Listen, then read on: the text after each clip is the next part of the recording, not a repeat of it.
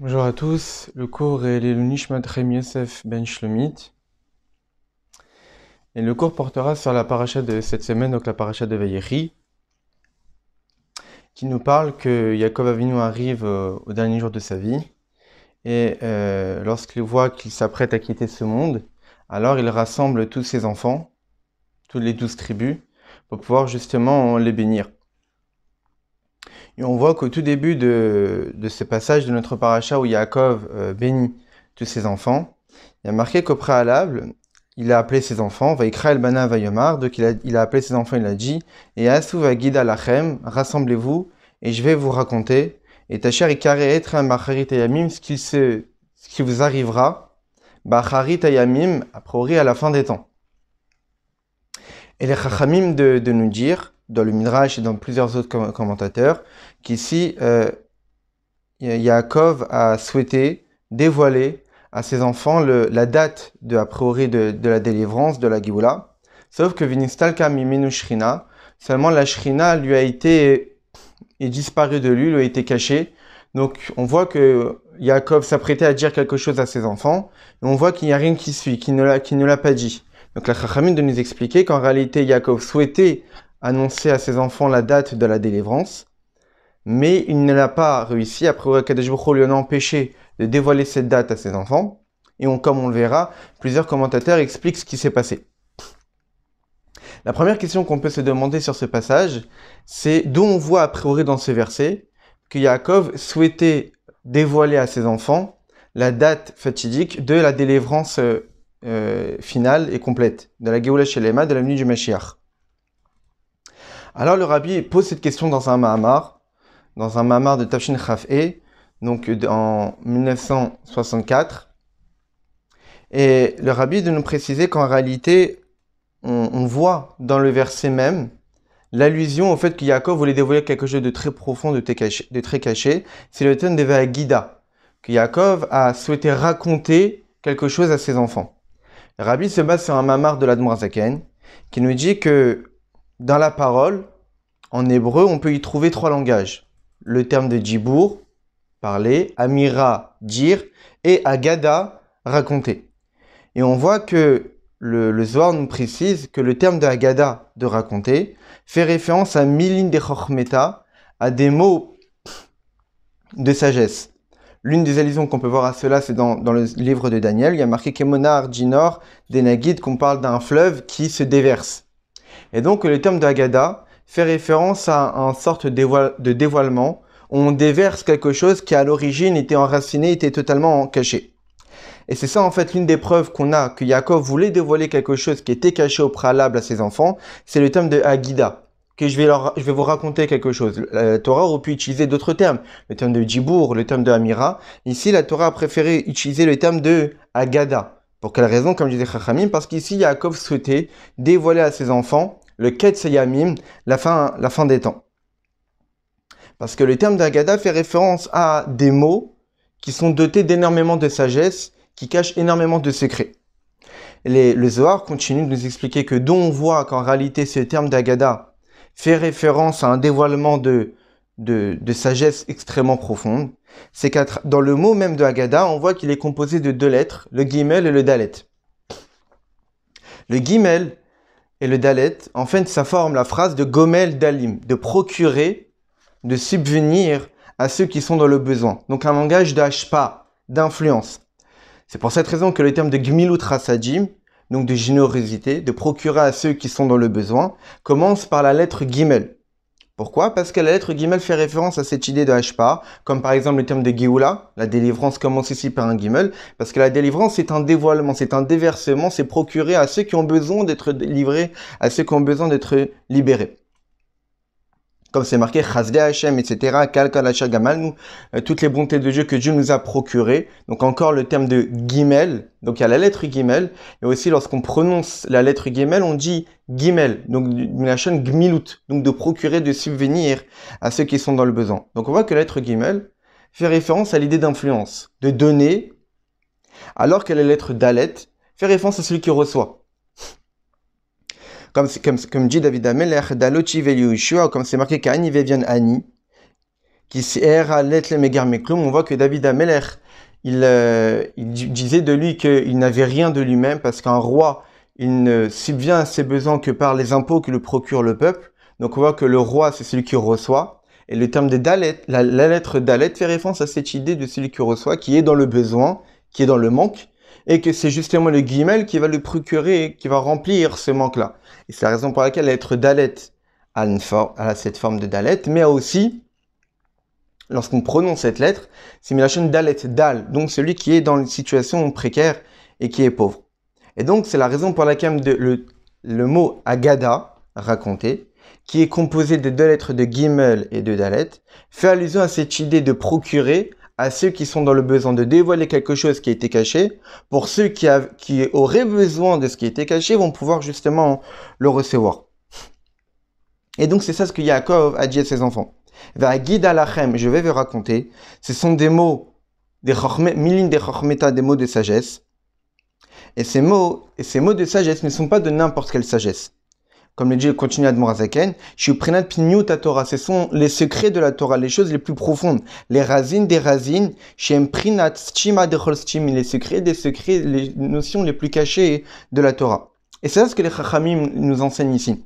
Que Yaakov, Retzonecha Shetakir Mishamar Vaya Olam, Limud Agada Shemitarka Chatamakir Takadesh Bochouchoulé. Ici, Yaakov voulait dévoiler des choses qui étaient extrêmement profondes, à l'image de ce que nous disent les Chachamim dans leurs enseignements, que celui qui souhaite connaître Dieu, alors qu'il aille étudier la Haggadah. La Haggadah, c'est la partie du Talmud qui traite plutôt a priori d'histoire, d'enseignement de nos maîtres plutôt de morale, mais en réalité, à travers ces histoires et ces enseignements, se cachent tous les plus grands secrets de la Torah. Le Talmud peut être partagé en deux sortes d'enseignements. L'enseignement halachique de la halacha, les discussions entre nos sages pour définir comment on devrait se comporter dans la halacha, dans l'application des mitzvot. Et aussi une autre sorte de catégorie d'enseignement qui est plutôt la Haggadah. Des discussions dans leur vie de tous les jours ou des histoires à propos de nos sages, de nos chachamim, et aussi leurs enseignements de morale.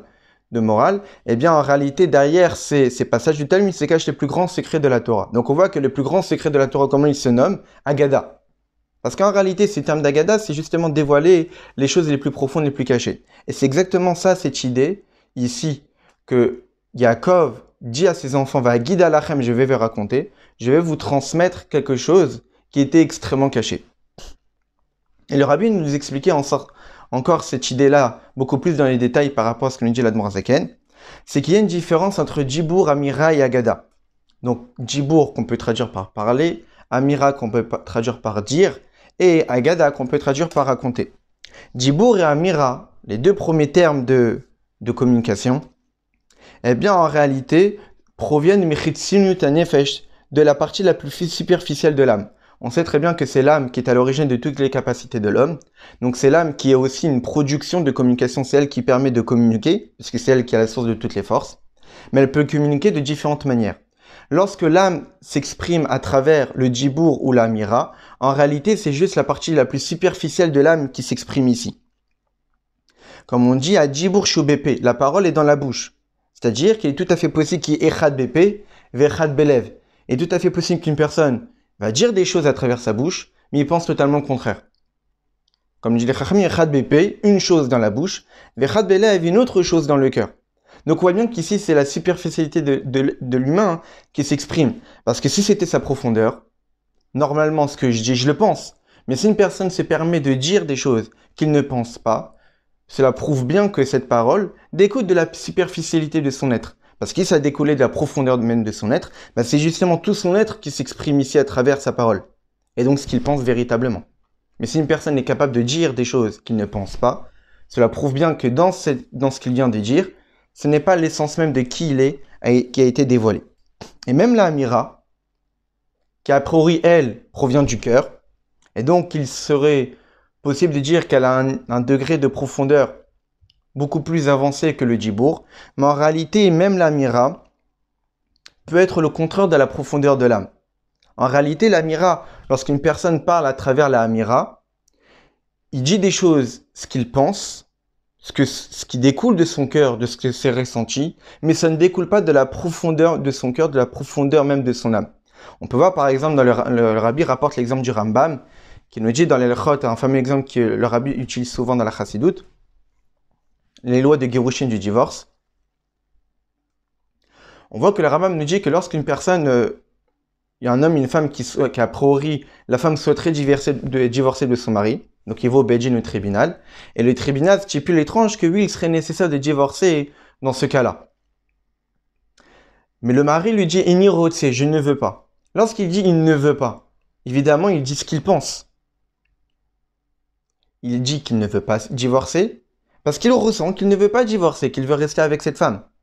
Mais pour autant, le Rambam nous dit que qu'est-ce qui se passe dans ce cas-là? Eh bien, en réalité, on frappe cet homme jusqu'à qu'il dise « Rotse ani, je veux ».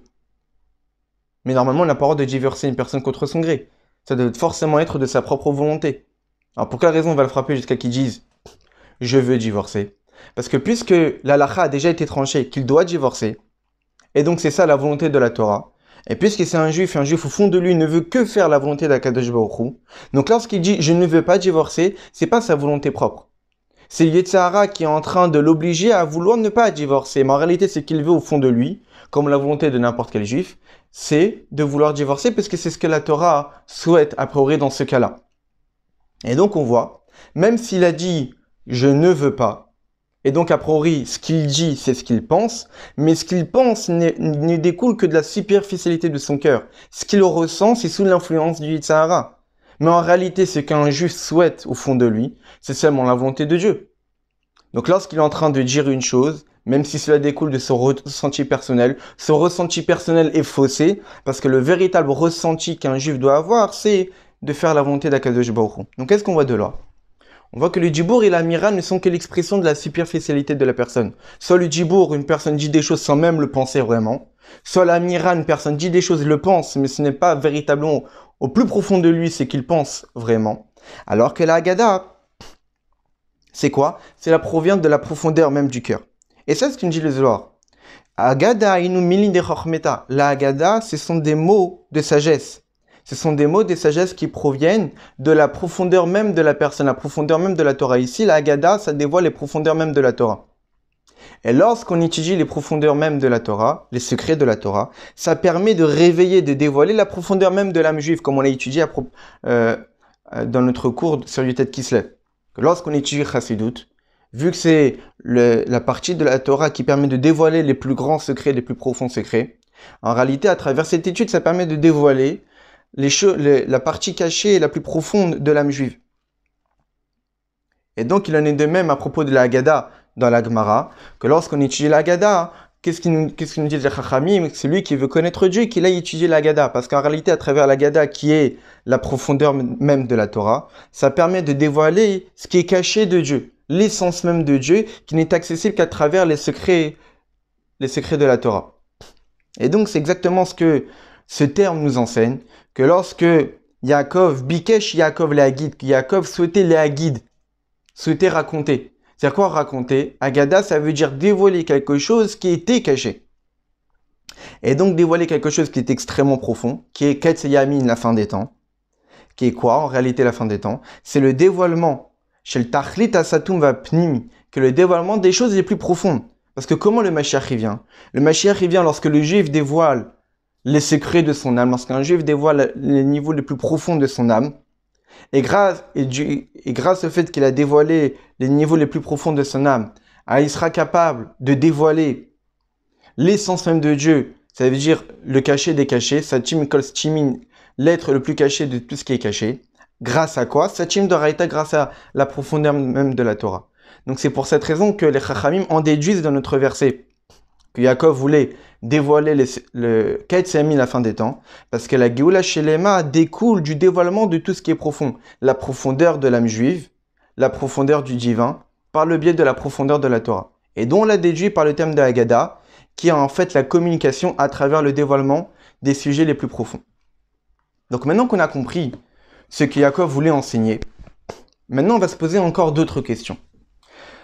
Donc Yaakov voulait transmettre à ses enfants Ketz Yamin, la date de la délivrance. Mais lorsqu'on réfléchit à ce sujet, a priori, on peut se poser pas mal de questions. La première question, c'est que si Yaakov a voulu dévoiler cette idée-là à ses enfants, cette notion, c'est que forcément, c'est pour une quelconque utilité. En particulier, lorsqu'il s'apprête à bénir tous ses enfants avant de quitter ce monde. On sait très bien que lorsqu'une personne s'apprête à quitter ce monde. Déjà, en parlant d'un tzaddik comme Yaakov Avinu, il a forcément atteint un niveau de divin extraordinaire, comme on le verra. Et donc, il est évident que chaque mot, chaque information qu'il va transmettre a un poids, a forcément une utilité. C'est pas pour donner une information et rien faire avec cette information, c'est que forcément cette information sera source d'utilité pour les Shvatim, pour les tribus. Et donc, la question qu'on peut se demander, c'est quelle est cette utilité? Parce que lorsqu'on réfléchit, a priori, c'est justement inutile. Ça pourrait être source de quelque chose qui est totalement négatif. Parce que si Yaakov dévoile la fin des temps à ses enfants, et donc ils comprendront qu'en réalité, la délivrance finale ne viendra que dans des milliers d'années. Non seulement ça n'apportera pas d'utilité à ses enfants, mais bien au contraire.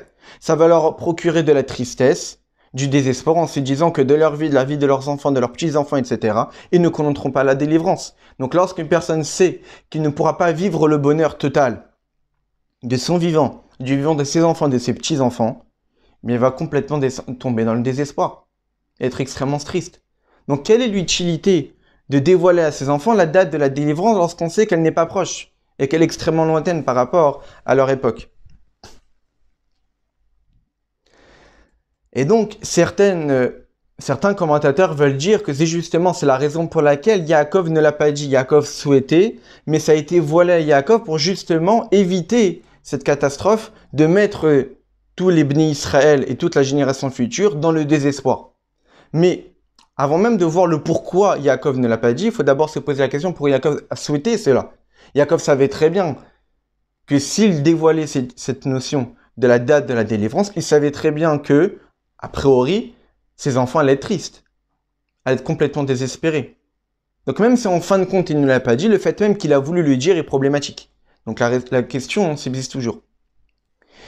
D'autres commentateurs répondent à cette question qu'en réalité Yaakov voulait dévoiler cette date seulement à ses enfants. Pourquoi? Parce qu'il savait que ses enfants étaient des tzadikim, et donc il avait une totale confiance que même s'il avait connaissance de cette date, jamais il ne se détournerait de la voie d'Akadosh Baruch Hu. Mais même ça, Dieu n'a pas voulu. Même le fait que Yaakov ne dévoile qu'à ses enfants, en ayant connaissance que ses enfants sont des tzadikim, et donc il avait une totale confiance en eux qu'ils ne se détourneraient pas de Dieu, malgré le fait de savoir que la délivrance n'arrivera pas de leur vivant. Kadosh Baruch Hu voulait éviter cela. Pourquoi? Pour ne pas que leurs enfants, leurs petits-enfants aient connaissance de ces secrets, et donc ils vont se détourner de la voie d'Akadosh Baruch Hu en se disant à quoi ça sert? À quoi ça sert de continuer à étudier la Torah, à pratiquer les méthodes, si de toutes les manières, a priori, le but à atteindre ne sera pas atteignable de notre vivant? Et cette réponse-là, a priori, elle n'est pas très claire. Pourquoi? Parce que premièrement, cette crainte que peut-être les autres vont savoir, Yaakov aurait pu tout à fait se le dire soi-même.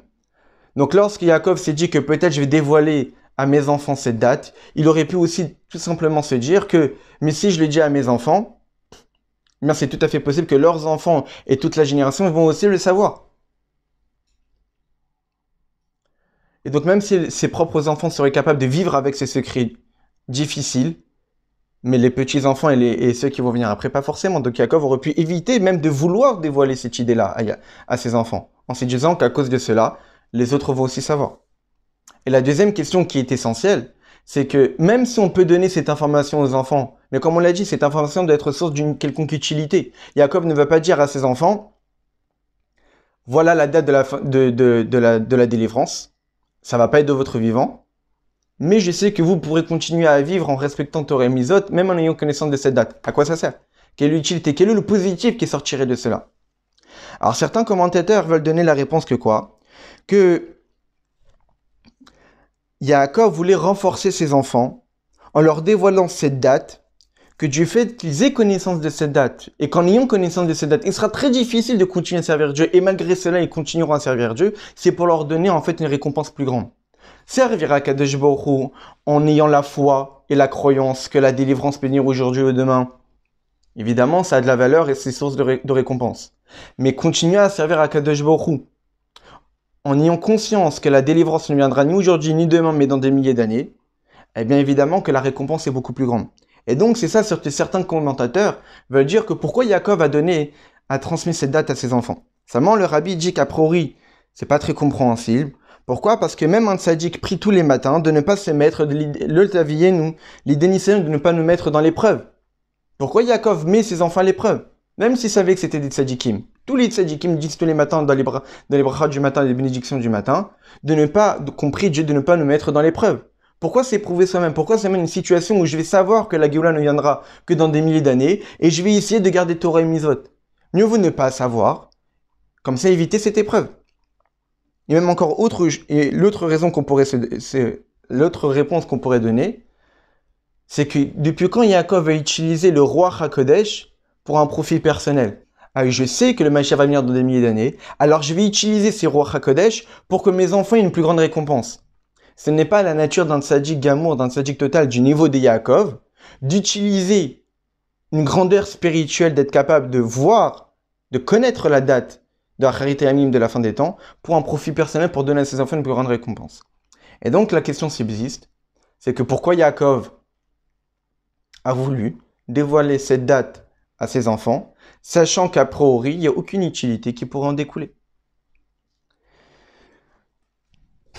Le Rabbi continue à Sikha, il nous dit que on voit dans les commentateurs deux avis sur ce qu'il s'est passé. Donc on voit que Yaakov a souhaité dévoiler à ses enfants la date de la délivrance, mais on voit qu'après cela, il y a deux avis. Un premier avis nous dit que cette date-là a été elle-même voilée auprès de Yaakov, comme c'est marqué, Ba le galot lahem et taketz. Dans le Midrash, c'est marqué qu'il a voulu dévoiler cette date, Venitka semimeinu, mais elle a été voilée. Yaakov lui-même, dès qu'il a voulu dévoiler, lui-même avait oublié complètement cette date, et elle lui a été complètement voilée. Donc le premier avis, a priori du Midrash, nous précise que non seulement les enfants de Yaakov n'ont pas eu connaissance de cette date, mais même Yaakov l'a oublié, ça lui a été totalement voilé. Un deuxième avis dans les commentateurs nous disent que Yaakov no la haketz, Yaakov avait toujours connaissance de la date, mais il ne l'a pas dévoilé à ses enfants. Donc quoi qu'on a deux avis. Soit Yaakov lui-même n'a plus eu connaissance de cette date, soit c'est seulement les enfants qui n'ont pas eu connaissance de la date, mais Yaakov a gardé cette connaissance-là, il avait toujours conscience de quand arrivera la Géoula. Et donc il faut essayer de comprendre, d'après ces deux avis, Akadosh Baruch Hu aurait pu empêcher Yaakov de dévoiler cette date sans lui-même lui enlever cette connaissance. Donc d'après le premier avis, pourquoi eux ils pensent que Yaakov lui-même a perdu cette idée-là, a perdu cette conscience de quand est-ce qu'arrivera la délivrance? Akadosh Baruch Hu kol yachol, Akadosh Baruch Hu peut tout faire. Comme le dit le deuxième avis, Yaakov n'a pas donné connaissance à ses enfants de quand est-ce que viendra la Géoula, mais pourtant lui a toujours gardé cette connaissance-là. Pourquoi pour le premier avis, il est obligé de dire que non seulement les enfants n'ont pas eu connaissance, mais même Yaakov l'a oublié. Akadosh Baruch Hu n'est pas limité que lorsque je vais faire empêcher un dévoilement, je vais l'empêcher pour tout le monde. Akadosh Baruch Hu peut tout faire. S'il l'empêche pour les enfants, il peut faire en sorte que Yaakov le garde. Parce que Yaakov le savait déjà. Donc si Yaakov le savait déjà, pour quelle raison le voiler de lui? Si a priori le plus important, c'est que même que seulement les enfants n'aient pas connaissance de cette date. Qu'est-ce qui ressort de tout ce qu'on vient de dire? Pour l'instant, on a vu qu'on a a priori deux questions. Première question, pourquoi Yaakov a voulu dévoiler cette date? A priori, quelle est l'utilité qui va en découler? Yaakov Avi ne nous donne pas d'informations pour rien. Voilà quand est-ce que le Mashiach viendra, voilà quand est-ce qu'il y aura la délivrance finale, vivez avec. À quoi ça sert? Il y a forcément une utilité qui va en découler. Et la deuxième question, on voit qu'a priori, dans ce qui s'est passé dans l'événement, soit il y a un avis qui pense que Yaakov lui-même a perdu connaissance de quand est-ce que la Géoula viendra, et un deuxième avis qui pense que c'est seulement les enfants qui n'ont pas eu connaissance, mais Yaakov l'a gardé. D'après le premier avis, à priori, on a un problème, c'est que pourquoi? Si toute l'importance c'est que seulement les enfants n'aient pas connaissance, comme on va essayer de le comprendre, pourquoi Yaakov lui-même aussi devait oublier cette date? De ce qui ressort de tout cela, c'est quoi? C'est qu'il y a deux choses. Soit dévoiler la date, soit ne pas la dévoiler. Parce qu'on voit qu'a priori, Yaakov avait connaissance. Si Yaakov avait connaissance, donc c'est d'une certaine manière utile. Yaakov a souhaité la dévoiler. Donc c'est source d'utilité. Mais Akadosh Baruch Hu lui en a empêché. Donc cela signifie quoi? Qu'à la fois connaître la date, c'est source d'utilité. Et à la fois ne pas la connaître, c'est source d'utilité. Parce qu'Akadosh Baruch Hu a fait en sorte que les enfants n'aient pas connaissance de cette date. Donc lorsque Dieu a intervenu pour faire en sorte que Yaakov Avinu ne dévoile pas cette date à ses enfants, c'est que forcément le fait de ne pas savoir sera d'autant plus utile aux enfants que le fait de savoir cette date. D'où le fait qu'Akadosh Baruch Hu est intervenu pour ne pas dévoiler cette date aux enfants. Mais d'un autre côté, Yaakov a voulu la dévoiler. Donc le fait de dévoiler ça aussi, c'est utile. Et donc, à priori, de ce qui ressort jusqu'à maintenant, c'est qu'on a une utilité en connaissant la date de la délivrance, et on a aussi une utilité en ne connaissant pas la date de la délivrance. Et ça, c'est ce qu'il faut essayer de comprendre. Surtout qu'en réalité, Yaakov Avinu, on sait très bien qu'il fait partie des patriarches, Avraham, Yitzhak, Yaakov, et que nous dit le Dmorazaken dans le Tanya, qu'Avraham, Yitzhak, Yaakov sont considérés comme étant la Merkava, c'est-à-dire une charrette à l'image d'une voiture qui est totalement soumise au conducteur, que lorsque le conducteur lui dit d'aller à droite, la voiture va à droite, que lorsque le conducteur lui demande d'aller à gauche, elle va à gauche. Et donc, Avraham, Yitzhak, Yaakov, c'était des personnages qui étaient totalement soumis à Kadosh Baruch Hu. Tous leurs faits et gestes étaient calculés en fonction de ce que Dieu souhaitait. Donc, si Yaakov Avinu souhaitait dévoiler cette date à ses enfants, c'est que forcément, c'était en concordance avec la volonté de Dieu. C'est que Dieu lui-même voulait, a priori, dévoiler cette date. Sinon, comment Yaakov aurait pu vouloir cela? Yaakov, tout ce qu'il souhaite, c'est ce que Dieu souhaite. Parce que c'est une Merkava, c'est un être totalement soumis à Dieu. Il n'a même pas de volonté propre, toutes ses volontés, ce sont seulement les volontés de Dieu. Donc s'il l'a souhaité, c'est qu'à priori, ça soit en concordance avec la volonté de Dieu. Mais Akadosh Baruch Hu n'a pas laissé la possibilité à Yaakov de pouvoir le dévoiler. Pourquoi? Parce que dans la situation où les bénis Israël se trouvaient, à cette époque, le fait de ne pas savoir cette date était d'autant plus utile. D'où le fait qu'il y a Akadosh Baruch Hu empêché Yaakov de dévoiler. Donc a priori, c'était d'après la volonté de Dieu de dévoiler. Mais d'un autre côté, Akadosh Baruch Hu est intervenu pour empêcher Yaakov de dévoiler. Car en réalité, pour les bénis Israël, pour les 12 tribus et toute la génération qui allait suivre, il était d'autant plus utile de ne pas savoir cette date que de la savoir. Et donc a priori, on peut comprendre maintenant les deux avis. On peut mieux les définir. Le premier avis considère que la date a été voilée à Yaakov parce que le fait de ne pas savoir cette date sera aussi une source d'utilité pour Yaakov lui-même. Alors que d'après le deuxième avis qui considère que Yaakov a gardé connaissance de la date, c'est qu'il considère qu'a priori, Yaakov n'avait pas besoin de l'utilité de ne pas savoir la date, mais Yaakov avait besoin de l'utilité de connaître la date, alors que les enfants, eux, avaient besoin de l'utilité de ne pas connaître la date.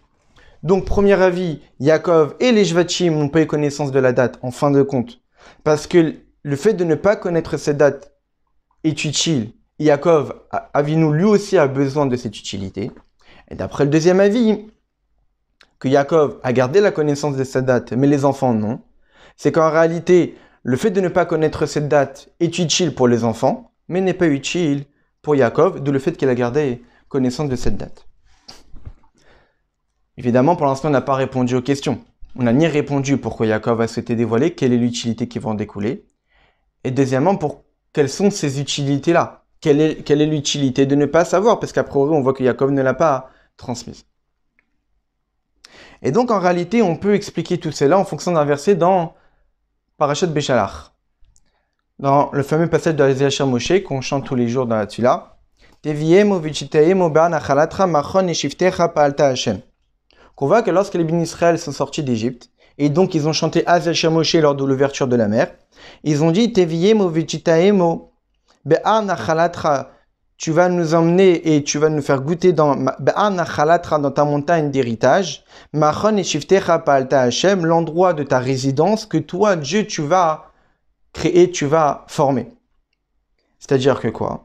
C'est-à-dire qu'à l'époque, si les bénis Israël étaient méritants, Akadosh Baruch Hu aurait déjà amené les bénis Israël, dès la sortie d'Égypte, les Machon et Shiftecha Pa'alta Hashem, à l'endroit où Dieu réside, mais c'est Dieu qui aura créé cette résidence, c'est-à-dire c'est Dieu qui va créer lui-même le Beth Amikdash, et donc lorsque Dieu aura créé lui-même le Beth Amikdash, il est impossible qu'il soit détruit, donc il est impossible qu'il y aurait l'exil, et donc la Géoula chez Léma, en fait, était la sortie d'Égypte. La sortie d'Égypte aurait été la délivrance finale, où après elle, il n'y aurait plus d'autres exils. Et donc qu'est-ce qui sort de cela? C'est qu'à cette époque-là, chez Bota et Aya Aketz, Ilozaru, la date de la délivrance finale, s'ils étaient méritants, c'était la sortie d'Égypte. Puisqu'on voit que lors du chant d'Azia Moshe, les Bnei Israël ont chanté le fait que c'est Akadosh Baruch Hu lui-même qui allait construire a priori le Beth Amikdash. Mais si ce Beth Amikdash découle de la construction de Dieu, jamais il n'aurait pu être détruit. Il aurait été éternel. Et s'il avait été éternel, alors il n'y aurait pas eu d'autres exils. Et donc la sortie d'Égypte aurait été la délivrance finale et complète. Sans aucun exil ne peut faire suite. Et donc, lorsque Yaakov voulut dévoiler la date de la délivrance finale, quelle était cette date? N'est pas la date que nous n'attendons aujourd'hui a priori, et donc qui arriverait seulement des milliers et des milliers d'années pour les enfants de Yaakov, mais en réalité la date que Yaakov voulait dévoiler, c'était la fin de l'exil d'Égypte. Mais, et là on peut se poser une question, c'est que si Yaakov voulait dévoiler cette date, ça veut dire c'est quoi cette date? C'est la sortie d'Égypte. Mais a priori, cette date-là était déjà connue de tous. Parce qu'Akadosh Baruch Hu a déjà promis à Abraham Avinu, lors de l'alliance entre les morceaux Brit Ben Abetarim, qui guerre Yezaracha Be'eretz Lelahem, tes descendants seront étrangers dans une terre qui n'est pas la leur, etc. Arba Meotchana, durant 400 ans. Oui, après cela, ils vont sortir. Et donc, qu'est-ce que Yaakov avait besoin de dévoiler cette date si de toutes les manières elle était déjà connue de tous? Surtout, comme on vient de le dire au tout début, que le terme d'Agada signifie dévoiler un secret, dévoiler quelque chose qui était caché au préalable. Mais elle était déjà connue de tous, cette date. Qu'est-ce que Yaakov allait dévoiler?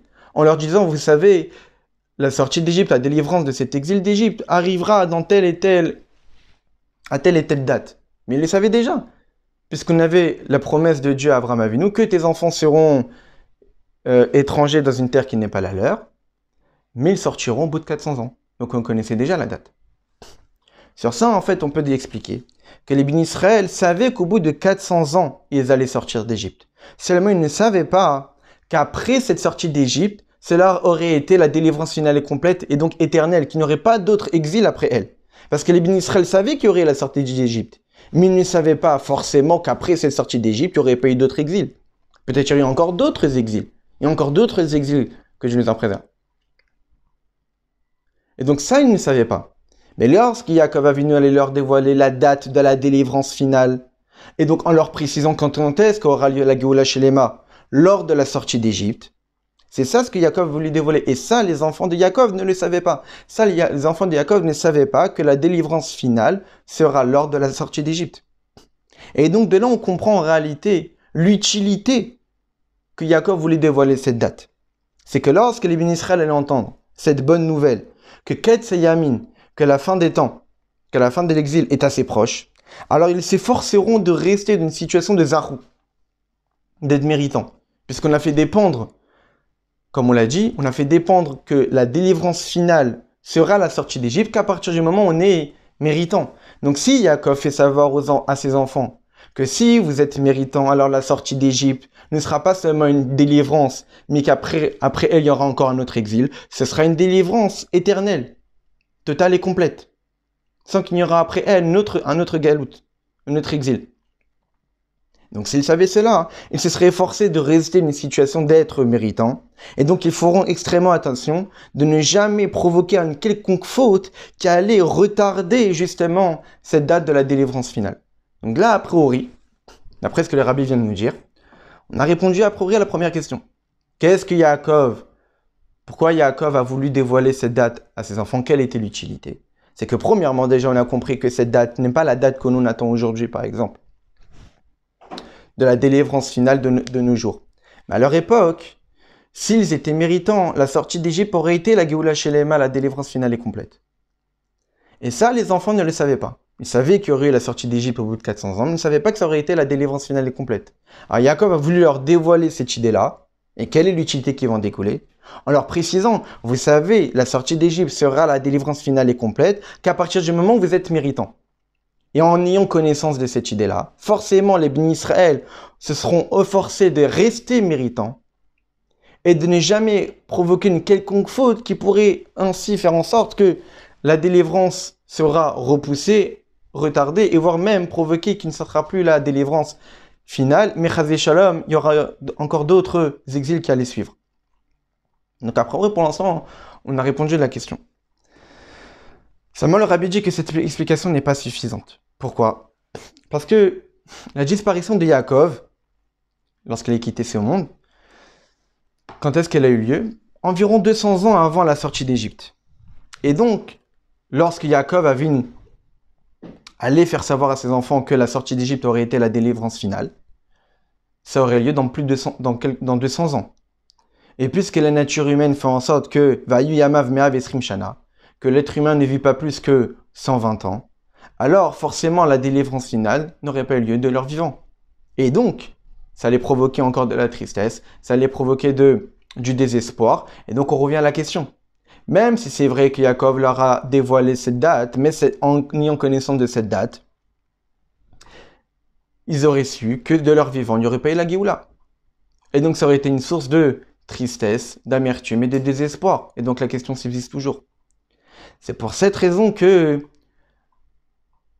le rabbi continue l'explication en disant que non seulement Yaakov leur a souhaité leur dévoiler que la date de la délivrance finale sera la sortie d'Égypte.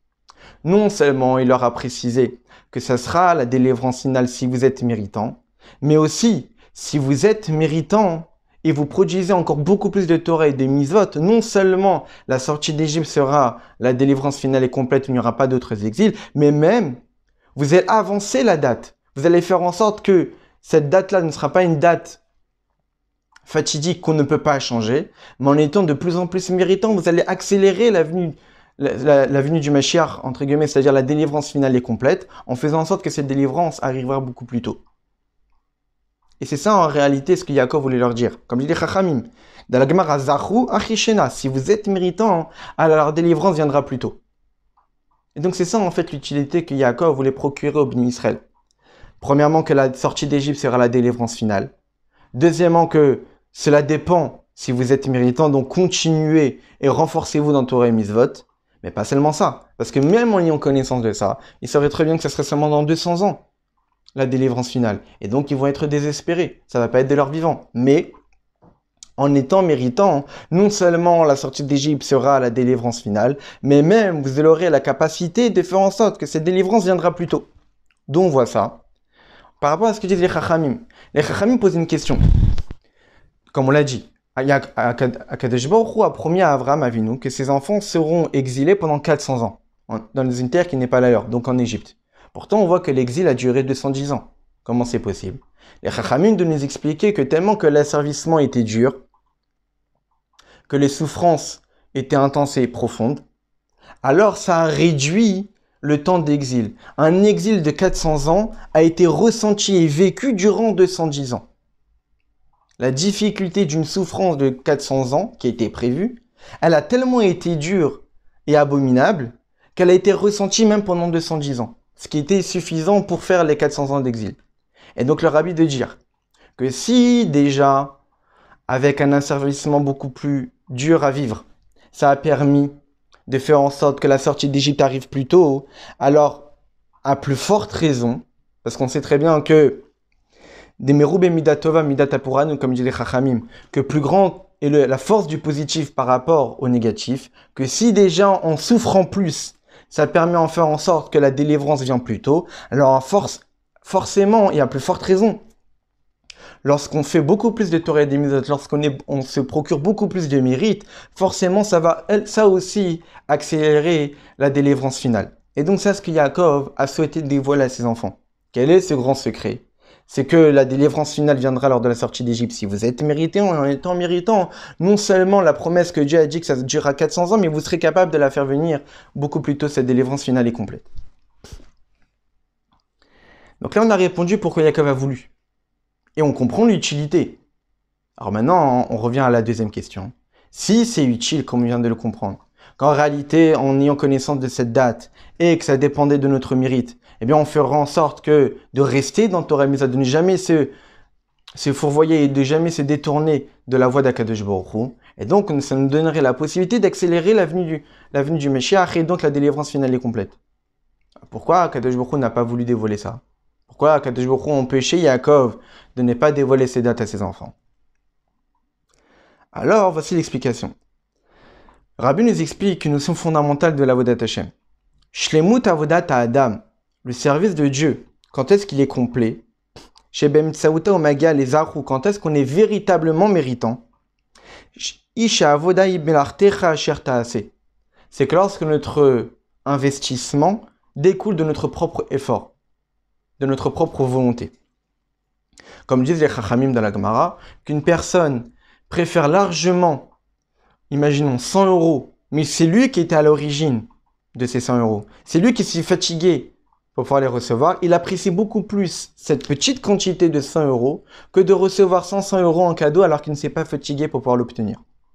La nature humaine fait en sorte qu'on préfère obtenir quelque chose de nos propres efforts, de notre propre fatigue, et on ressentira véritablement la valeur de cette chose, et on appréciera véritablement ce qui a été produit par nous, que de recevoir en cadeau quelque chose qui a priori qui vaut plus, qui a beaucoup plus de quantité.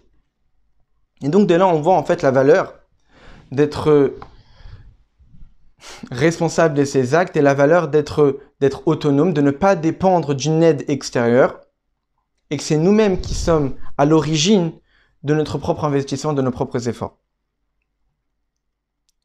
Maintenant, on peut se poser une question. C'est que s'il est vrai qu'à priori servir Dieu de nos propres chefs, de nos propres efforts, de notre propre volonté, c'est énormément de valeur, mais pour autant, on sait très bien qu'on ne peut rien faire sans l'aide de Dieu. Et il le si Dieu ne l'avait pas aidé, jamais il n'aurait été capable, comme le Tanya l'explique. Un juif n'est pas capable de combattre son Yitzhara. Un juif n'est pas capable de faire la volonté d'Akadosh Baruch Hu, si ce n'est par l'aide de Dieu. Comme c'est expliqué en Chassidut, qu'en réalité, étant donné que le Yitzhara est là bien avant le Yitzhara Tov, c'est pour cette raison qu'on dit que le Yitzhara, c'est un vieux roi fou. Il était vieux parce qu'il l'a depuis la naissance. Il est fou parce qu'il veut nous pousser à faire le contraire de la volonté d'Akadosh Baruch Hu. Et il est roi parce qu'il a depuis le début, donc a priori c'est lui qui s'est installé. Alors que Yitzhara Tov, lui vient seulement à partir de la bar mitzvah, donc il est jeune, il est sage. Mais d'un autre côté, il est jeune par rapport à la vieillesse du Yitzhara. Et donc vu que Yitzhara a déjà commencé à argumenter, comme le dit le Rabbi Rachad dans Kontra Somayan, c'est que lorsqu'on est dans le tribunal, on a deux personnes qui commencent à argumenter devant le juge, alors la nature fait en sorte que le premier qui parle, il a plus de poids par rapport au deuxième qui vient à parler. Parce qu'à partir du moment que le premier a déjà parlé, dans la pensée du juge, c'est déjà installé la pensée du premier. Et donc, a priori, il a déjà été acquiescé. Alors que lorsque l'autre va arriver et va donner son avis, le juge a déjà le poids du premier avis, donc il va essayer de voir si le deuxième a plus de force et beaucoup plus intéressant, a plus de logique par rapport aux arguments du premier.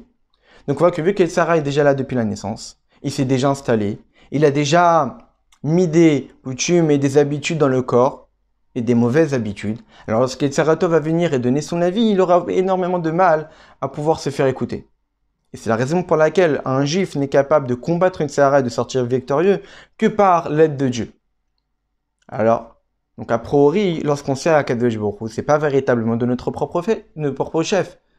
C'est pas vraiment de notre propre effort, vu que cela dépend de l'aide de Dieu. Alors le rabbin nous dit qu'en réalité, dans cette idée que c'est Dieu qui nous aide, on peut le voir, il y a shte drachim, il y a deux manières de voir les choses, il y a deux voies. Premièrement, l'aide d'en haut est ressentie chez l'homme pendant la avoda, lorsqu'on sert Dieu. Par exemple, lorsqu'on sert Dieu à des moments particuliers. Pendant la série Chimichouva, les jours de pénitence entre Rosh Hashanah et Yom Kippour, où Dieu nous est accessible, Bimatso Biotokarov, que là on peut trouver Dieu, que là Dieu nous est accessible. Donc il est évident que lorsque Dieu est beaucoup plus proche de nous, durant les 10 jours entre Rosh Hashanah et Yom Kippour, il est évident qu'on a plus de facilité à le servir. Donc on voit bien que cette aide-là perdure même pendant le service, vu que Dieu est proche de nous. Donc, par exemple, durant Shabbat ou durant Yom Tov, qui sont des jours propices et particuliers, on ressent une plus grande proximité avec le divin, et donc on a plus de facilité à étudier la Torah et à pratiquer les mitzvot que dans des jours profanes, des jours de semaine, qui ne sont ni des jours de fête, ni des jours particuliers. La deuxième manière de voir les choses, c'est qu'en réalité, l'aide de Dieu va pousser le juif à servir à Kadosh Baruch Hu. Mais pendant que le juif sert à Kadosh Baruch Hu, l'aide n'est pas ressentie. Et on a l'impression comme si que c'est de nous-mêmes qu'on sert à Kadosh Baruch Hu, sans qu'on ait quelqu'un derrière qui nous pousse et qui nous aide. Par exemple, comme c'est expliqué dans plusieurs mamarim de Chassidut, Batkol Shebem Tsaouta Mitorim Etzel Adam Irure Tshuva, une certaine voix céleste, qui parle et qui crie, et qui en fait est à l'origine du réveil du juif ici-bas lorsqu'il a envie de faire teshuva. C'est expliqué dans les mamarim, et en particulier dans les mamarim du rabbi précédent, qu'en réalité, lorsqu'un juif, tout d'un coup, pour aucune raison, sans qu'il ait étudié quelque chose, sans qu'il ait prié, tout d'un coup dans sa vie, il a envie de faire teshuva et se rapprocher de la Kadosh Baruch Hu. D'où provient cette envie soudaine? Eh bien, en fait, ça provient que la source de son âme, qui est restée là-haut, comme on l'a souvent étudié, c'est que dans le corps, il y a 3 niveaux d'âme, 3 parties d'âme, Nefesh, Ruach et Neshama, et les 2 niveaux d'âme les plus élevés sont restés là-haut. Et donc, qui crée le lien entre l'âme qui est en nous et notre source d'âme qui reste là-haut. Et notre source d'âme, des fois, elle entend des bad calls, des voix célestes qui crient et qui poussent la Neshama à vouloir se rapprocher d'autant plus de la Kadosh Baruch Hu. Et donc, Bata Recha Azel Goufé, que puisque la tête, la source de l'âme, souhaite se rapprocher d'autant plus de la Kadosh Baruch Hu, le corps lui aussi va suivre et tout d'un coup, on a envie de faire Teshuvah, de se rapprocher de la Kadosh Baruch Hu. Mais ici-bas, lorsque le juif souhaite faire Teshuvah, il ne ressent pas que ça découle d'une aide de Dieu. Donc en réalité, l'aide de Dieu a été une sorte de pulsation qu'on a donnée pour donner envie aux juifs de faire Torah et Mitzvot. Mais lorsqu'il fait Torah et Mitzvot, il ne ressent pas qu'il y a quelqu'un à côté de lui qui le pousse à continuer. Il a l'impression que c'est lui qui effectue ses efforts de son propre chef, de sa propre volonté. Et c'est ça en réalité que Nistaka Miminu Shrina, que la Shrina s'est voilée de Yaakov et que Yaakov n'a pas dévoilé la date de la délivrance finale à ses enfants. Si Yaakov avait dévoilé Katseamin, la date de la délivrance finale à ses enfants, eh bien, Loaita Traskutam Bavodat Hashem Bifrenat Kav Shelo. Alors leur renforcement de servir Dieu en produisant beaucoup plus d'efforts pour être d'autant plus méritant, parce qu'en ayant connaissance que la délivrance finale est accessible, et non seulement est accessible, elle est dans 200 ans. Ça va être la délivrance finale, ça va être la délivrance finale et complète, qu'il n'y aura pas d'autre exil après elle. Et en plus, en étant méritant, on va pouvoir l'accélérer. Il est évident que lorsqu'ils vont faire Torah et Mitzvot, ils vont se renforcer dans l'application de la volonté de Dieu. Eh bien, à chaque instant, ils vont se dire, il faut que je fasse ci pour accélérer la venue du Meshach, il faut que je fasse ci pour accélérer la venue du Meshach, etc. Et donc, en réalité, ils vont pas servir Dieu de leur propre volonté, puisqu'à chaque instant, ils vont ressentir l'aide de Dieu, la promesse, enfin, l'information que Yaakov leur a donnée, qui est qu'ils sont capables d'accélérer la venue du Meshiach. Avoda Shelaim, ce ne sera plus leur Avoda. Elle a été améorevet kanezra milemala, et donc elle va être mélangée avec une aide du ciel. C'est pour cette raison que Dieu a souhaité cacher cette information aux enfants de Yaakov, pour que Shavodat Israël, pour que le service de Dieu soit fait d'une manière Bekoach Hatzmam, de leur propre force, de leur propre capacité et de leur propre volonté. Yaakov, lui, voulait accélérer la sortie d'Égypte. Yaakov, lui, voulait faire en sorte que ses enfants puissent sortir d'Égypte le plus tôt possible. Même si c'est vrai que ça allait entraîner une détérioration, entre guillemets, de la plénitude du service divin. Le service divin ne sera pas complet, parce qu'en réalité, il sera mélangé avec l'aide de Dieu.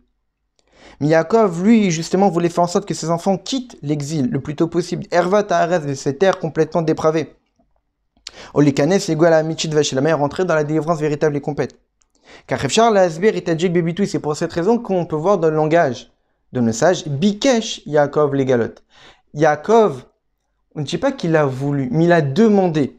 En réalité, Yaakov a demandé à Dieu la possibilité de dévoiler à ses enfants la date fatidique de la délivrance finale, leur expliquant que c'était dépendant de leur mérite, et donc leur permettre la possibilité de faire accélérer cette délivrance finale.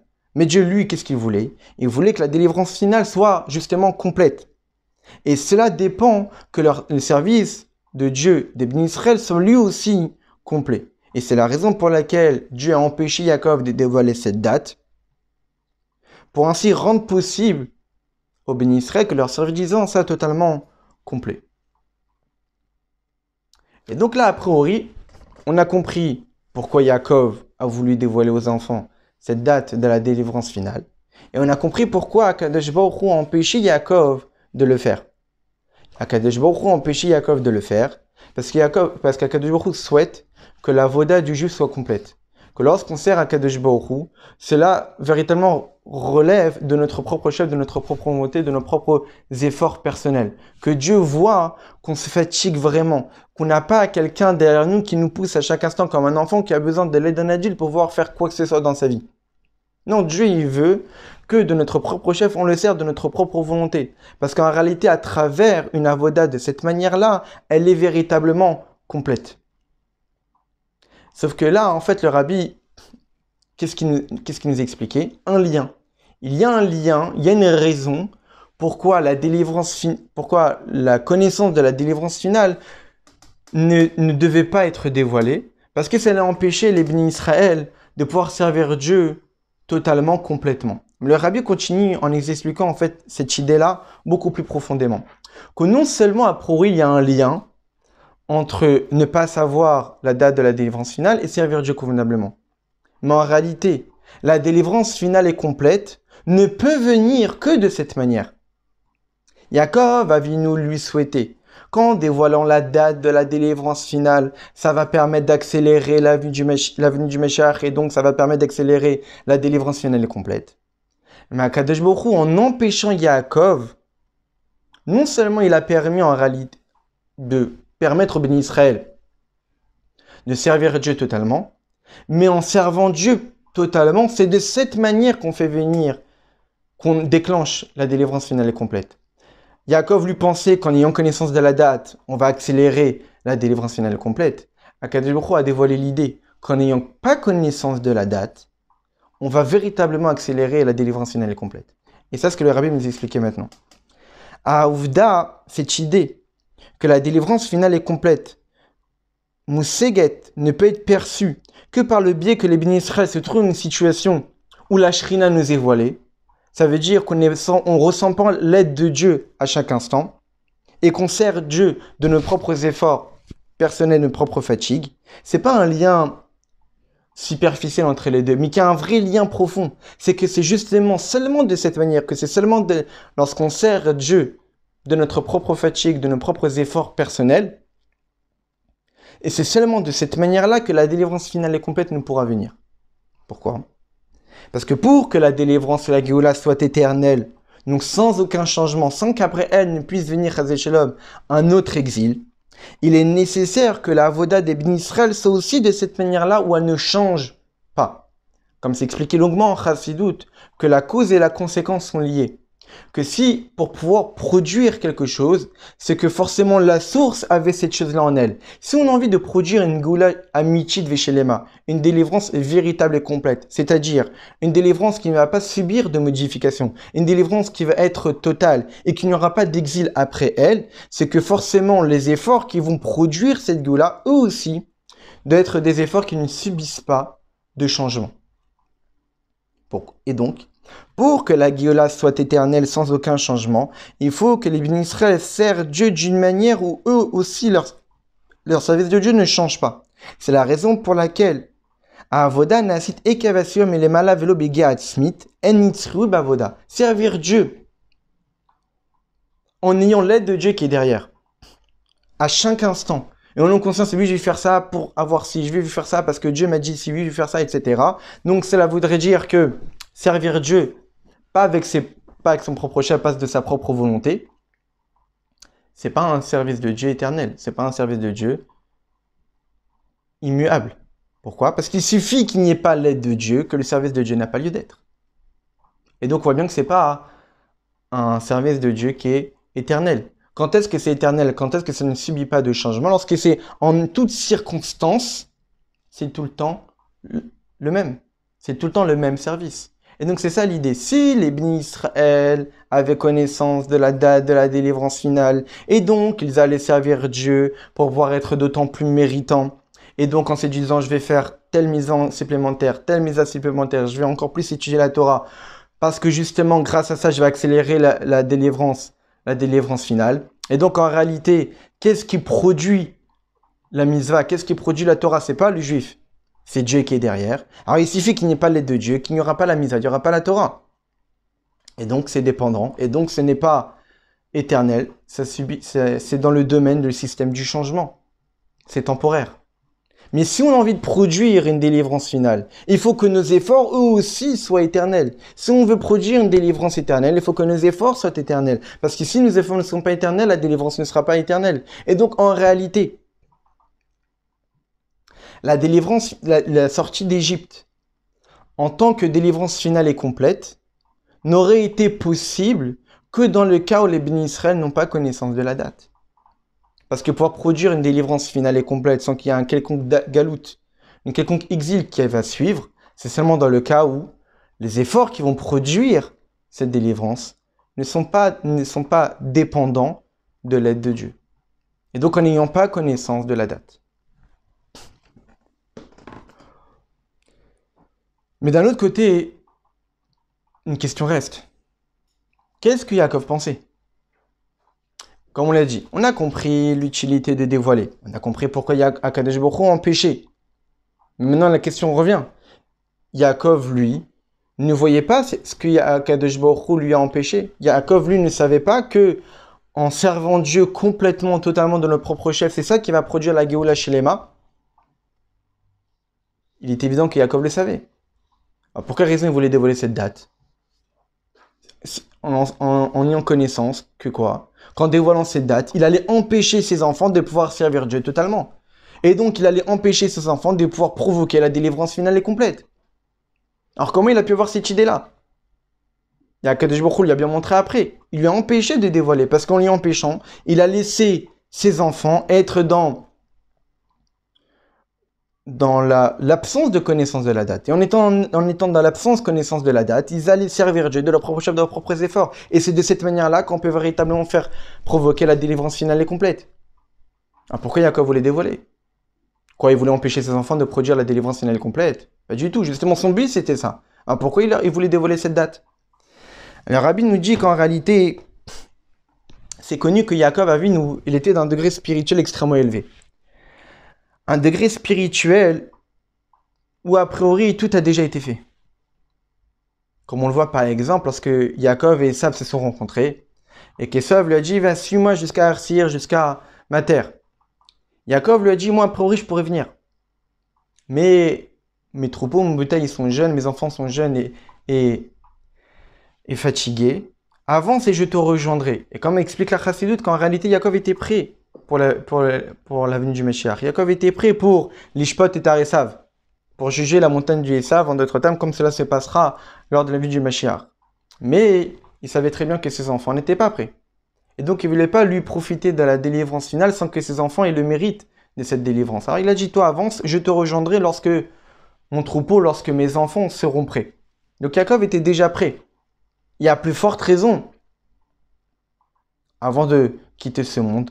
On sait très bien que lorsqu'une personne quitte ce monde, juste avant de quitter ce monde, en particulier lorsqu'on est Yaakov Avinu, on arrive à un degré de divin qui est extrêmement élevé. Et donc en réalité, Yaakov Avinu, il était déjà à Yaakov chez lui, il avait déjà fait son travail. Il avait déjà fait ses efforts personnels. Il avait déjà atteint un service de Dieu total et complet. Et donc lui, avoir connaissance de la date de la venue du Meshiach, de la délivrance finale et complète, sera lui utile. Parce que de toutes les manières, il avait déjà atteint un service de Dieu total et complet. Lui empêcher de savoir, a priori, ça n'allait rien lui apporter, puisque de toutes les manières, il était déjà d'un niveau spirituel tel où son service de Dieu était déjà total et complet. Il n'avait pas besoin de cette manque, de cette absence de connaissance pour pouvoir servir Dieu totalement. Et c'est pour cette raison qu'Yaakov voulait dévoiler cette date à ses enfants. Parce que lui, il pensait que même ses enfants étaient de ces niveaux-là. La preuve, c'est que lorsqu'il a vu que, a priori, Nistalka Miminu Shrina, que la Shrina l'a quitté, et donc il n'a pas pu dévoiler ses dates, il s'est dit, qu'est-ce qui se passe? Est-ce que chez mes enfants, il y a, chez Machaz et Shalom, Yesh Bimitato Psoul, que peut-être chez mes enfants, il y a une erreur, il y a des fautes? Au point que ses enfants ont dû leur dire. De même que Shema Yisrael, Hashem Ekenu Hashem Echad, de même que chez toi, Yaakov, notre père, eh bien, il n'y a qu'un seul Dieu. Chez nous aussi, il n'y a qu'un seul Dieu, comme le dit le Midrash. Mais donc, si Yaakov s'est dit ça après que la Shrina l'ait quitté, c'est-à-dire avant cela, qu'est-ce qu'il pensait? Il pensait que c'est chez les enfants, il n'y avait aucune erreur, il n'y avait rien. Ils étaient exactement du même degré spirituel que lui, il avait atteint. Et puisque Yaakov pensait ça, Il pensait que ses enfants avaient atteint le même niveau spirituel que lui. Alors il s'est dit que de même que pour moi, avoir connaissance de la date de la délivrance finale ne va pas me porter préjudice, puisque j'ai déjà atteint un service de Dieu total et complet. Et donc ça ne va m'apporter que du positif et rien m'empêcher. Alors de même pour mes enfants, ça va aussi rien leur empêcher. Donc je vais leur donner cette date. Midrash Nehemar, les fils Yuvenu Gam Adeot. Et donc en réalité, là on comprend les deux avis. Donc on voit en fait pourquoi Yaakov a voulu dévoiler. Et on comprend aussi les deux avis qu'on avait dit tout à l'heure. On comprend pourquoi Yaakov a voulu dévoiler parce qu'il pensait que ses enfants étaient du même degré spirituel que le sien. Mais qu'est-ce qu'on a vu? On a vu qu'il y avait deux avis dans les commentateurs. Un premier avis du Midrash qui considère que non seulement les enfants n'avaient pas eu connaissance de la date, mais Yaakov lui-même aussi n'a pas eu connaissance de la date. Un deuxième avis pense que non, Yaakov a gardé cette connaissance, mais la date n'a été voilée que des enfants de Yaakov. Et par rapport à tout ce qu'on vient d'expliquer, comment comprendre ces deux avis? Dans le Midrash, on nous dit que même chez Yaakov, la date lui a été voilée. Parce qu'Akadosh Baruch Hu voulait, chez Gam Yaakov Yachush était Taron chez Begatz, Akadosh Baruch Hu voulait que même Yaakov ressente la valeur des Giatzmit de l'effort personnel. Et donc il voulait que puisque Yaakov allait ressentir l'importance de servir Dieu totalement de ses efforts personnels, maintenant qu'il a ressenti, il va pouvoir leur enseigner à ses enfants. C'est pour cette raison qu'Akadosh Baruch Hu a aussi voilé Yaakov d'après ses midrash. Pour que Yaakov transmette cette importance de servir Dieu avec ses propres efforts, il fallait que Yaakov en ait connaissance. Comment Yaakov aurait pu avoir connaissance de cette idée?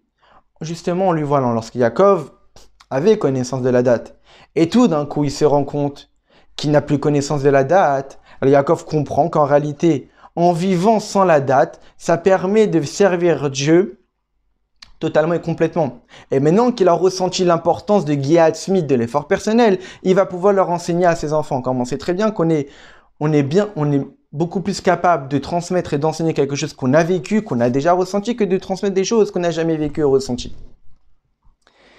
Mais la vie de la Gemara, c'est quoi?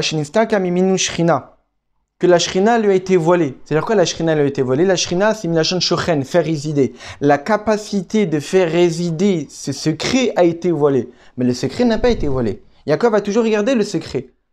Yaakov a toujours gardé connaissance de la date de la délivrance finale et complète. Mais la capacité de pouvoir dévoiler ce secret lui a été enlevée. Pourquoi?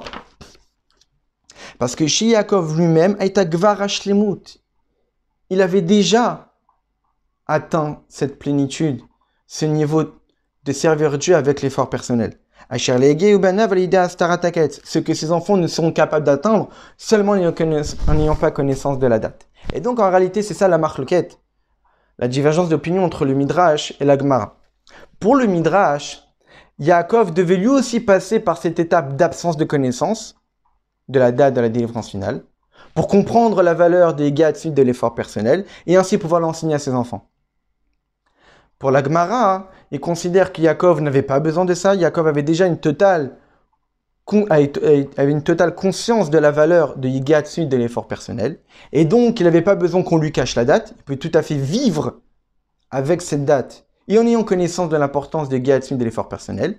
Et donc, il va pouvoir le transmettre à ses enfants. Et ses enfants vont vivre sans la connaissance de la date pour justement atteindre Yigatsud de l'effort personnel. Parce que c'est justement de cette manière-là, en servant Dieu de par notre effort personnel, qu'on va pouvoir produire donc un effort, un avoda, un service de Dieu éternel, immuable, qui ne dépend pas d'une aide constante de Dieu. Et donc, ça va provoquer une délivrance finale et complète, immuable, qui ne va pas changer, qui ne va pas être temporaire et qui n'y aura pas d'autre exil après elle.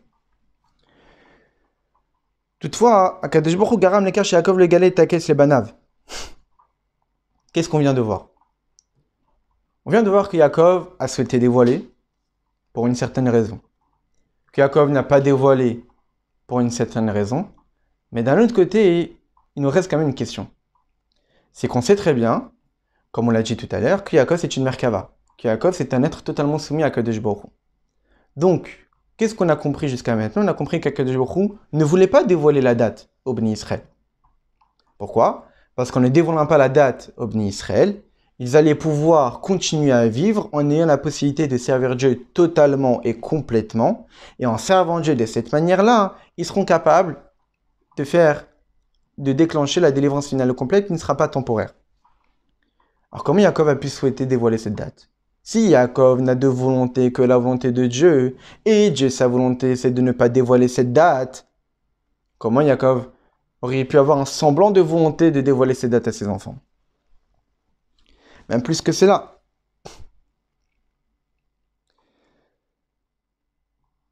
On sait très bien que la volonté d'un tzaddik, enam choseret rekam, la volonté d'un tzaddik ne reste pas stérile, ne reste pas sans effet. Donc si Yaakov a souhaité dévoiler cette date, c'est que forcément ça a eu un effet. Donc de là, qu'est-ce qu'on comprend? On comprend que quoi? Que si Yaakov a souhaité dévoiler la date, c'était aussi avec la volonté d'Akadosh Baruch Hu. Même si Dieu ne voulait pas la dévoiler, mais vouloir la dévoiler, c'était la volonté de Dieu. Mais c'était aussi la volonté de Dieu de ne pas la dévoiler. Mais vouloir la dévoiler, c'était la volonté de Dieu. Parce que si Yaakov l'a voulu, c'est que forcément Akadosh Baruch Hu aussi l'a voulu. Deuxièmement, même si on a l'impression que dans la paracha, on voit qu'à priori, Yaakov a voulu faire quelque chose et ne l'a pas fait. Mais comme je dis, la volonté d'un tzaddik ne reste pas sans effet. Et donc il est évident que ça a eu un impact, ça a eu une influence. Même plus que cela. Que puisque ça a été écrit dans la Torah, et que la Torah est éternelle, et donc source d'enseignement, il est évident qu'on doit tirer un enseignement de ce que Yaakov a voulu faire, et il est évident que ce que Yaakov a voulu faire a une portée éternelle, et qui subsiste même aujourd'hui. Comme on peut le voir par exemple chez Moshe Rabbeinu. On voit que Moshe Rabbeinu, il a fait 515 tfilotes, 515 prières pour rentrer en Eretz HaKodesh. En fin de compte, il n'a pas réussi. Comme c'est marqué, il va être Hanan, et Berana Ve'erai. Fais-moi passer s'il te plaît, et je verrai. L'Efchar l'Israël Ria Belokut. Moshe Rabbeinu veut le procurer au Bnei Israël, comme expliqué en Chassidut, la Ria Elokut, la vision divine. A priori, la volonté de Moshe Rabbeinu n'a pas été exaucée. Moshe Rabbeinu n'est pas rentré en Eretz HaKodesh. Mais d'un autre côté, on sait très bien que la volonté d'un tzaddik ne reste pas stérile. Elle a forcément eu un effet. Parce qu'à priori, Moshe Rabbeinu voulait monter les Bnei Israël d'un niveau spirituel. On sait très bien, comme c'est qu'un chassidut, qu'il y a une grande différence entre Shmiya et Reya. Écouter et voir. Lorsqu'une personne nous raconte une histoire, on peut le croire, mais d'un autre côté, on n'est pas forcément certain. Il suffit qu'une personne nous dise tout à fait le contraire, et donc ça va casser toute la croyance qu'on avait dans l'histoire qu'on a entendue.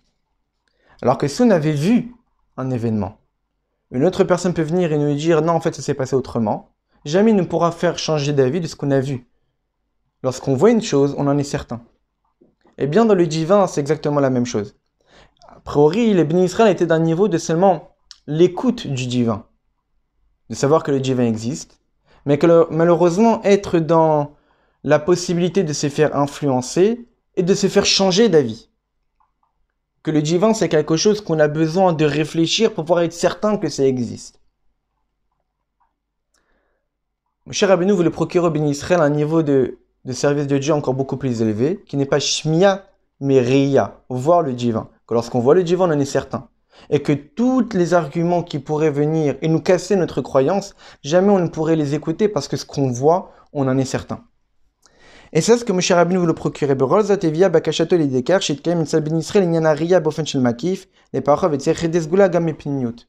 Étant donné que Moshe Rabbeinu voulait procurer au Bnei Israël cette vision, que Akadosh Baruch Hu a donné à Moshe Rabbeinu la possibilité de voir Eretz HaKodesh, et donc en réalité de voir où les Bnei Israël seront, et donc il a donné la possibilité aux Bnei Israël que plus tard, enfin que dans toutes les générations, on aura la possibilité de voir le divin, au moins de manière superficielle, pour la majorité d'entre nous, mais pour des exceptions, pour des tzadikim, yichidei sgula, des personnes qui méritent véritablement, auront la capacité de voir vraiment le divin comme on peut le constater dans tous les tzadikim de notre peuple. Eh bien, il en est de même aussi pour Yaakov. Le fait que Yaakov souhaitait dévoiler cette date, alors il a rendu possible Ben Israël, la Gial et Giluyaketz, d'atteindre la possibilité de dévoiler cette délivrance finale et complète de manière superficielle, c'est-à-dire de pouvoir vivre en exil, mais tout en étant libéré des nations, tout en étant libéré du Yetzara.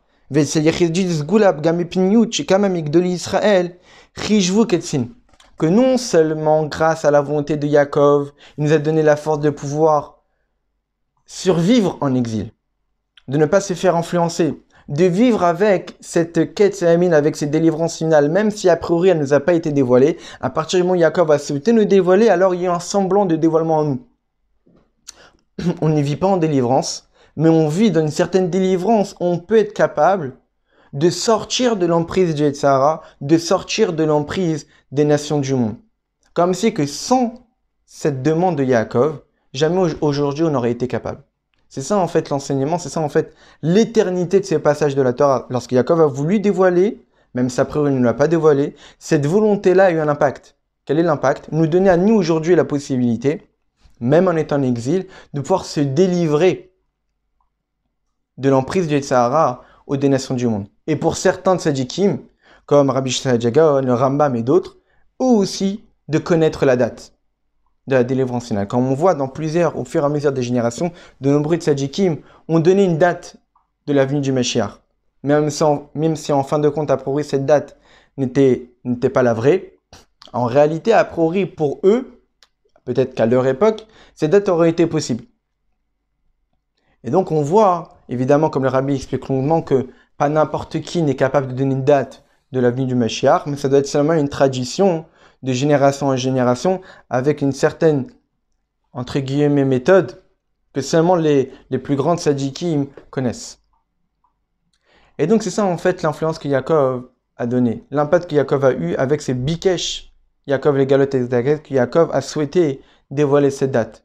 Que pour la majorité d'entre nous et pour tout le peuple juif, de pouvoir se délivrer de notre Yetzara, des nations du monde, qui pourraient nous empêcher de servir Dieu convenablement, parce qu'en voulant dévoiler cette date de la délivrance finale, il nous a donné aussi un semblant de délivrance personnelle. On peut se délivrer de l'emprise du Yetzirah. Et pour certains, tzadikim être capable de connaître la date de la venue du Mashiach. De là vient un enseignement pour tout un chacun, pour toutes les générations. Qu'il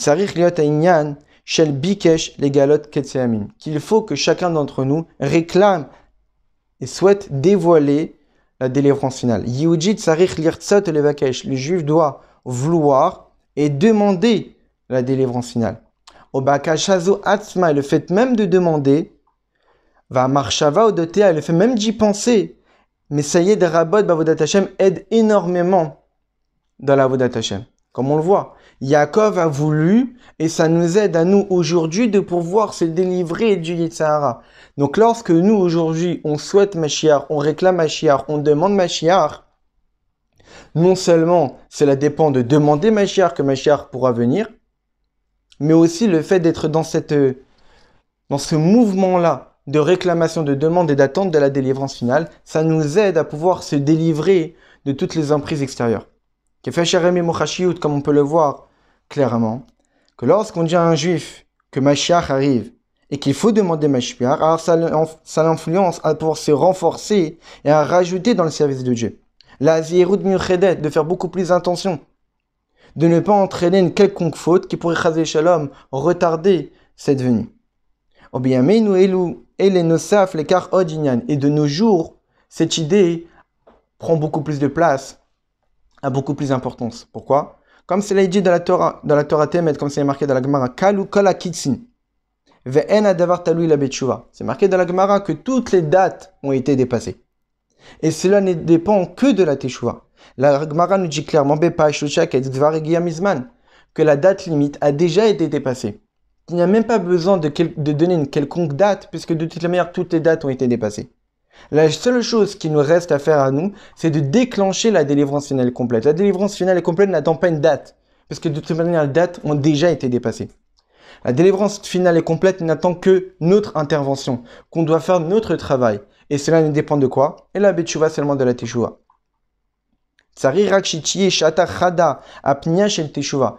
ne dépend qu'en un seul instant, qu'en une seule pensée, qu'on puisse faire teshuva, que ça va entraîner miyad et nigilin, qu'on sera immédiatement délivré, miyad mamash, tout de suite, immédiatement, bagla ici-bas dans ce monde physique et matériel. Et donc c'est ça en fait l'un des enseignements qu'on peut tirer de notre paracha, c'est que lorsque Yaakov a voulu dévoiler cette date, ça n'a pas resté stérile, c'est pas resté sans aucun effet, comme on peut le voir dans la paracha. Si on lit la paracha, on a l'impression qu'on passe d'un événement à un autre événement. Yaakov a voulu dire quelque chose et tout à coup il dit autre chose. Mais en réalité, ce qu'il a voulu dire a eu un effet. Il ne l'a pas dit parce que Akadosh Baruch Hu voulait que ses enfants obtiennent Yegiat Smith, l'effort personnel, parce que c'est seulement à travers l'effort personnel qu'on est capable de provoquer la délivrance finale et complète. Mais d'un autre côté, cette volonté de Yaakov a eu de dévoiler la date de la délivrance finale et complète, ça nous donne à nous aujourd'hui la force de pouvoir se délivrer de notre Yetzirah, de pouvoir se délivrer de l'emprise des nations du monde qui pourraient peut-être nous empêcher de servir Dieu convenablement. Et donc, non seulement on a cette aide-là, on doit aussi faire exactement la même chose que Yaakov. De même que lui a souhaité dévoiler la date de la délivrance finale, nous aussi on doit souhaiter dévoiler cette délivrance finale et complète, qui a déjà dépassé toutes les dates. On n'est pas dans l'attente d'une date particulière, parce que de toutes les manières, toutes les dates ont été dépassées. Comme à leur époque. À leur époque, peut-être qu'Yaakov aurait pu leur donner une date à attendre, ou une date à accélérer. Mais nous, a priori, Kalukala Kitsin, toutes les quêtes, toutes les fins qui ont été données ont déjà été dépassées. Et cela ne dépend pas a priori d'une connaissance de date, mais ça dépend d'un effort personnel à faire. Et l'effort personnel à faire, c'est l'effort de faire teshuva, d'essayer de prendre des bonnes décisions, de se renforcer, d'essayer de devenir mieux de ce qu'on était dans le passé. Et c'est seulement de cette manière-là que la volonté de Yaakov sera concrétisée, en faisant en sorte que immédiatement, la délivrance finale complète va pouvoir se concrétiser.